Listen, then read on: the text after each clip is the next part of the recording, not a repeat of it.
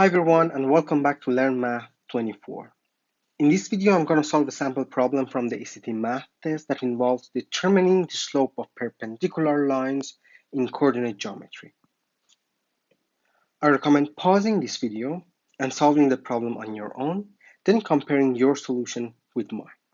Alright, let's solve this problem.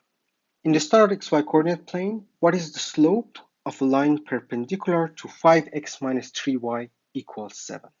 Well, to find the slope of the line, we should keep y on one side and bring the rest to the other side of the equation and write minus 3y equals minus 5x plus 7.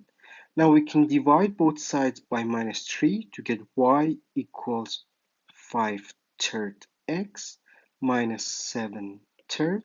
Now we can easily find the slope of the line by looking at the coefficient of x. To find the slope of a line perpendicular to this line, we can invert the slope to get 3/5 and multiply it with a minus, and that's it. The answer is D. Great. Such problem can be solved easily in less than 1 minute so that you can save time for more difficult problems on the test. Alright, I hope this video was helpful for your test preparation. If you have any questions, just comment below and I will be happy to help.